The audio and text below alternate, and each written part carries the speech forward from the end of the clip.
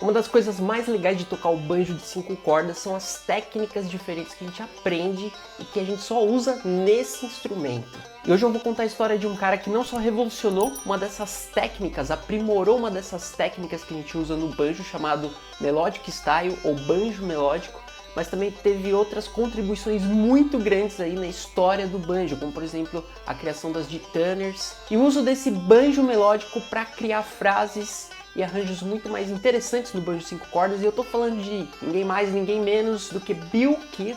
Meu nome é Wagner Kreuska Jr., o Bardo, você está no canal de Banjo 5 cordas, então fica comigo para conhecer mais sobre o banjo melódico e esse gênio que foi Bill Keith.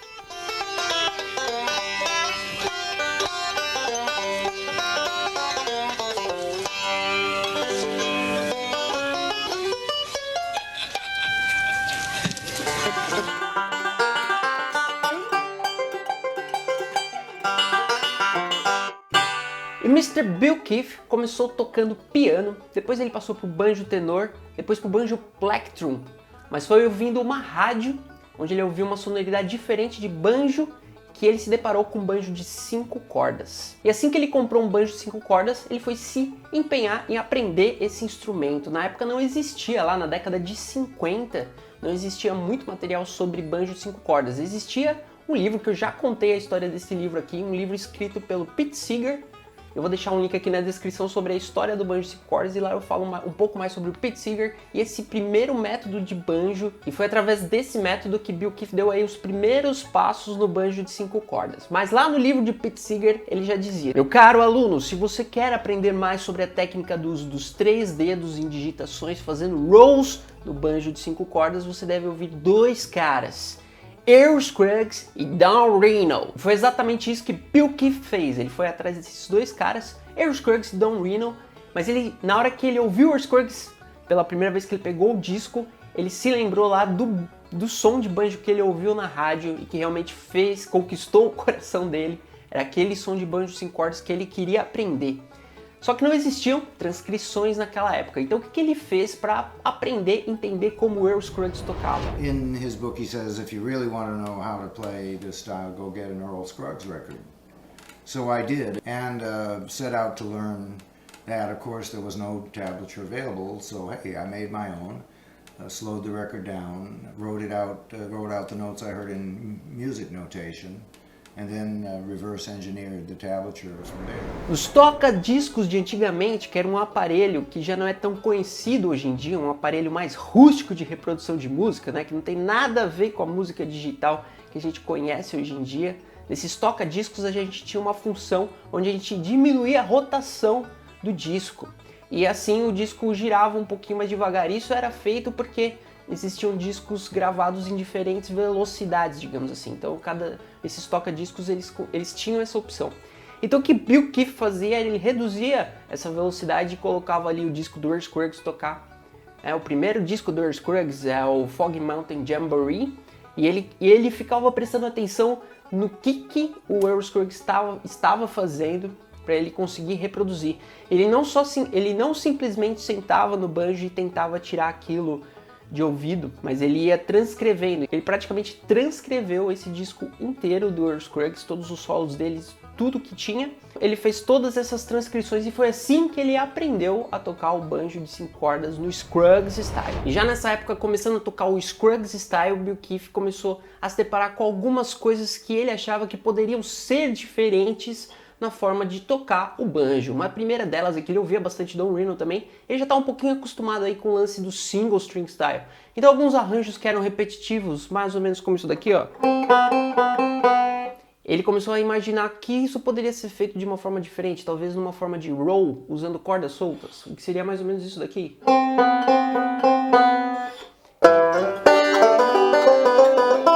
Now that's the way I heard it. You could do that in the single string style too, but it just seemed to make more sense to me.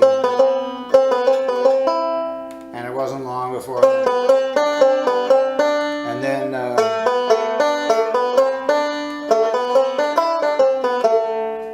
and then instead of playing that A there, I played it here so I could go down. And there was just one scale. E para ele soava muito mais natural essa forma de tocar o banjo, né? Você conseguir implementar rolls para você tocar pequenas partes da escala. E foi assim que ele começou a pensar a escala inteira, como que ele poderia desenvolver essa escala inteira pensando de uma forma diferente, usando cordas soltas no banjo. Foi aí que ele ouviu uma violinista, amiga dele, tocando um tema chamado Devil's Dream, e ele começou a perceber que ele de repente conseguiria fazer as notas da melodia daquele tema exatamente como o violino fazia no banjo, usando essas técnicas de cordas soltas, né? Inclusive aqui no canal tem uma aula onde eu ensino você a tocar essa música Devil's Dream exatamente do jeito como o Bill Keith tocava. Então vou deixar um cardzinho aqui em cima para você olhar também. E foi dessa forma, tentando tocar essa música exatamente com as mesmas notas que o violino tocava, que é uma coisa que quando a gente está usando o Scruggs Style a gente não tem muita noção. Às vezes a gente precisa defasar um pouquinho a melodia para dar espaço para os rolls e os licks mais clássicos do banjo, né? E aqui ele queria usar o banjo para tocar as melodias exatamente iguais um violino faria ali. Foi assim que ele desenvolveu essa técnica que hoje em dia é conhecida como Melodic Style, ou banjo melódico, ou Bill Keith Style, né? O Keith Style, que consiste basicamente da gente mudar a nossa forma de perceber as escalas musicais, tá? Geralmente em instrumentos de cordas a gente pensa na escala sempre descendo, né? De forma horizontal, né? Então a gente vai fazer uma escala de sol, a gente vai pensar nela sempre vindo da nota mais grave, da corda mais grave, para a nota mais aguda, a corda mais aguda. E no banjo melódico a gente desconstrói isso, né? A gente começa a imaginar o banjo de forma vertical, na verdade. Eu gosto de dizer isso porque a gente começa a pensar no banjo como se as escalas fossem assim. E nem sempre a nota mais grave vai vir da corda mais grave, da região mais grave. Por exemplo, eu vou descer a escala de sol.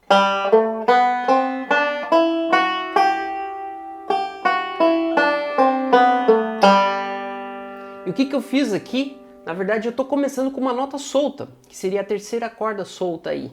E eu estou passando da corda 3 para a corda 4 na casa 7. Então a gente está fazendo algo totalmente ao contrário. E assim sucessivamente, né? Da corda 3 para 4, depois da 2 para 3, depois eu venho aqui da 1 para 2. E agora eu vou fazer a 2, 3, 5. Então é uma forma totalmente diferente da gente pensar as escalas. Aqui é que a gente está invertendo a direção que a gente pensa as escalas. Isso pode dar um nó na sua cabeça no começo, como deu na minha, que vai te deixar maluco para entender isso. Mas é uma coisa muito interessante, porque aqui a gente consegue usar muito mais cordas soltas. E a gente consegue usar muito mais o Three Finger Style, mesmo as digitações clássicas do Three Finger Style, como Alternating Thumb Roll, para a gente conseguir fazer escalas e melodias no banjo muito mais naturalmente. E se você quiser aprender mais sobre essa técnica do Melodic Style, eu tenho um curso aí sobre banjo 5 cordas, um curso completo online, onde eu ensino você todas as técnicas do banjo 5 cordas. E aí eu vou entrar mais no detalhe sobre como que a gente faz o Melodic Style, tá? Vou passar exercícios, escalas, vou passar músicas aí para você conseguir aprender e entender melhor essa técnica que é tão incrível, que é uma das minhas técnicas favoritas. Então eu tô deixando o link aqui embaixo, primeiro link da descrição, para você poder entrar lá no site e conhecer mais esse meu curso sobre banjo 5 cordas, onde eu ensino você passo a passo tudo que você precisa saber para dominar esse instrumento.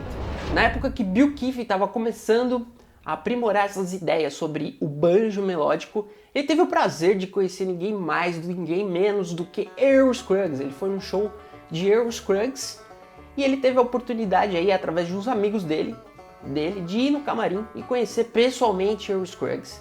E o que ele fez? Ele levou aquele livro de anotações, de tablaturas que ele tinha feito do disco do Earl Scruggs e mostrou para ele, né? E o Earl Scruggs, ele não sabia ler tablatura, não sabia ler partitura, ele não sabia escrever música, né?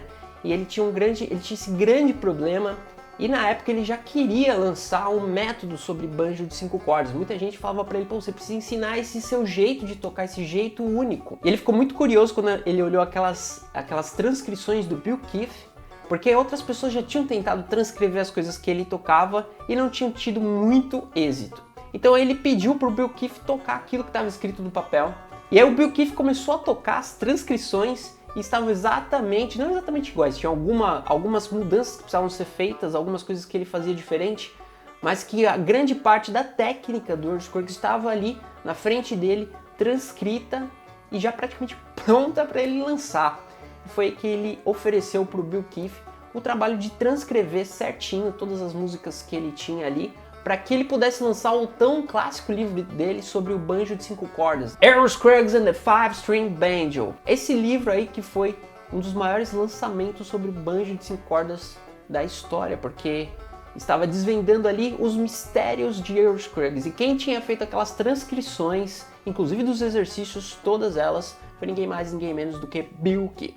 Isso nos leva a outro ponto da história, porque Bill Keith viajou para Nashville junto com Earl Scruggs e ficou na casa dele para conseguir fazer essas transcrições e fazer esse livro que seria lançado. E nisso ele teve a oportunidade de fazer alguns shows, inclusive, com Earl Scruggs, ali no Grand Ole Opry. E numa dessas apresentações, Kenny Baker, o violinista de ninguém mais, ninguém menos, eu adoro falar ninguém mais, ninguém menos, Bill Monroe, o pai do Bluegrass, então o violinista dele, Kenny Baker, estava lá no show, vendo esse banjoista tocar, e ele falou, preciso mostrar esse cara pro Bill Monroe, porque ele vai adorar. E Bill Monroe procurava exatamente um banjoista como Bill Keith, né? E ele encontrou naquela época, quando ele viu Bill Keith tocando, dizem aí que foi tocando Devil's Dream ao vivo, que ele percebeu que era aquilo que ele queria nas músicas dele, porque a grande maioria dos banjoístas seguiam aí um pouco do que Earl Scruggs fazia, ou até mesmo tinha banjoístas que eram de outros estilos, como Claude Hammer, por exemplo, e ele queria, na verdade, um banjoísta que conseguisse ali assumir um break, né, um solo inteiro de uma música, tocando exatamente a melodia da música sem fazer alterações aí, como geralmente os banjoístas faziam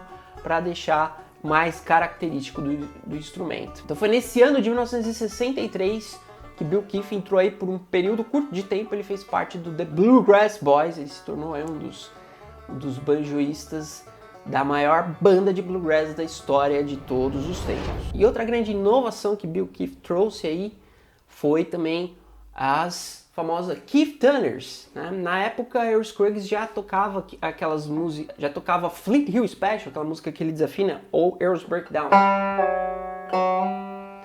Só que todas as tarraxas que existiam na época, os próprios banjoístas que fabricavam, né? Ou eram bem rudimentares, bem diferentes. A construção dessas tarraxas às vezes acabava machucando um pouco o banjo. E Bill Keith começou a desenvolver aí um sistema de tarraxas que fosse mais elegante. Foi aí que ele criou as Keith Tunners, né? Que é esse modelo de tarraxas de Tunners que você simplesmente substitui as tarraxas convencionais. Elas são muito parecidas com as tarraxas convencionais.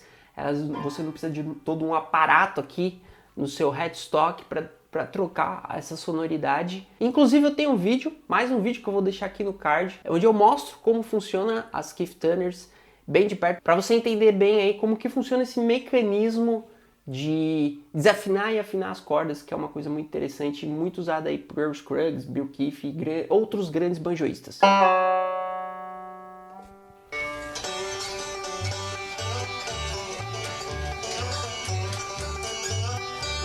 Então é isso aí, galera, um breve resumo aí da história de Bill Keith, das inovações que esse grande banjoísta, esse banjoísta lendário trouxe aqui pra gente e aplicou no universo do banjo de 5 cordas. São coisas muito interessantes, muito legais de você estudar, e aí é legal perceber como a história do Bill Keith está totalmente relacionada com a história do banjo, com aquela interação que ele teve ali em relação ao Earl Scruggs, dele ter sido o cara que transcreveu o banjoísta convidado para participar do filme lá Deliverance, né? Onde tem a famosa duelo de banjos. Tá, isso é uma outra história que eu conto em outro vídeo e eu vou deixar aqui no card também, que você pode ver lá a história de duelo de banjos. Se você quiser se aprofundar mais sobre a história do Bill Keith, tem outros vídeos aqui, existem alguns workshops dele também, antes dele morrer lá em 2015, existem algumas gravações de alguns workshops que ele pôde participar com outros banjoístas como Bela Fleck, Tony Trischka. Além disso, você pode ouvir os discos dele também. Um disco que eu indico é o Beating Around the Bush, que esse disco para mim é um dos grandes clássicos do banjo de 5 cordas e do jeito do Bill Keith tocar, tá? Eu tenho uma outra aula que eu vou lançar ainda, onde eu toco Cherokee Shuffle. Eu uso muito da técnica do Bill Keith, tá? Meu arranjo é muito baseado no arranjo do Bill Keith, numa gravação que tem um disco onde ele toca essa música de uma forma sublime. Então continua acompanhando a gente aqui no canal, já se inscreve, deixa seu joinha, que toda semana tem vídeos novos sobre o banjo de 5 cordas. Então a gente se vê aí na próxima!